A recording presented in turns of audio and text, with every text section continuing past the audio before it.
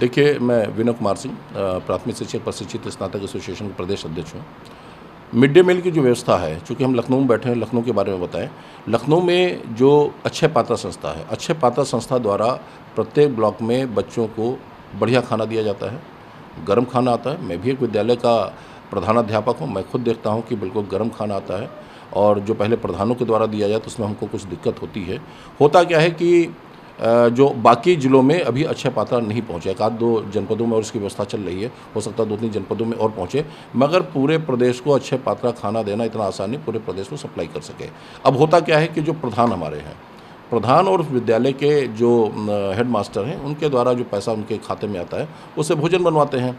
कहीं कहीं पर जहाँ प्रधान दमंग है, उसकी दबंगई चलती है। होता क्या है कि मान लीजिए किसी विद्यालय में 100 बच्चे हैं, 30 आए, 35 आए, 40 आए, प्रधान के दबाव में शिक्षक को 100 में से 80-85 बच्चे दिखाने पड़ते रजिस्टर में, और उसके ऊपर का जो पैसा होता है उसमें हिस्सा बांट होता है। प्रधान आखिर में उनसे हिसाब लेता है कि कितना पैसा हमारे सब बचा है। ये स्थितियाँ, मगर हम ऐसा नहीं कह रहे कि 100% प्रधान खराब है ये संख्या 85 और 90% है, 10% ऐसे जो ईमानदारी से काम कर रहे हैं। मगर देखना ये चाहिए कि जो बच्चों का खाना है, गरीब बच्चों के लिए आता है, इसमें चाहे प्रधान हो, चाहे शिक्षक हो, चाहे वहाँ के कुछ अधिकारी को भी मिली भगत होती। कुछ बहुत लालची प्रकृति के अधिकारी आ गए, जो मैंने अभी देखा, नए खंड शिक्षा अधिकारी आए, और कुछ ऐसे खंड शिक्षा अधिकारी जो टीचर रहे हैं और उनको बीओ का चार्ज मिल गया, तो उनको तो सारा हरफन मौला सारा चीज़ मालूम उनको कि कैसे भ्रष्टाचार किया जाए। तो ऐसे लोगों पे भी शासन प्रशासन और बड़े अधिकारी को नज़र रखनी चाहिए कि किस तरह गड़बड़ कर रहे हैं, क्योंकि कई बातें संज्ञान में इस तरह की आई हैं कि जो एमडीएम का है उसमें उनकी भी मिली भगत है। ड्रेस जैसे पहले, अब तो सरकार डीबीटी के जरिए डायरेक्ट बच्चों के पारिवारिक खाते में पैसा भेजे, उनके माँ बाप अभिभावक के खाते में।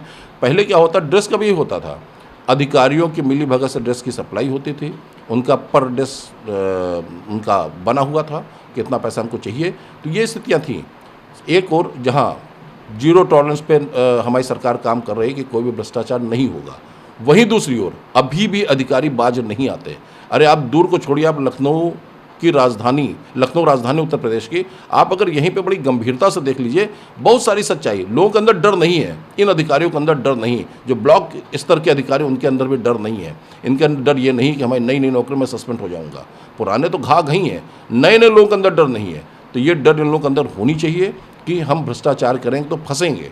तो ये स्थितियाँ हैं। तो एमडीएम में भी यही बात है कि एमडीएम में अगर थोड़ा सा सरकार निर्णय ले, कुछ ऐसे पॉलिसियाँ चेंज करे। और दूसरी बात, पहले महंगाई लगातार बढ़ती गई, एमडीएम में जो पहले पैसा दिया जाता था, इधर कुछ वर्षों से पैसा बढ़ा नहीं है। सरकार को ये भी सोचना चाहिए कि पेट्रोल का दाम इतना बढ़ गया, महंगाई इतनी बढ़ गई, इसके क्रम में शासन को इसका एमडीएम का भी पैसा कुछ बढ़ाना चाहिए, जिससे कम से कम बच्चों को अच्छा खाना मिल सके। और प्रधान और जो इनकी मिली भगत है प्रधान अध्यापकों की या वहाँ के जो सचिव हैं, इस पे भी अंकुश लगाने की ज़रूरत है।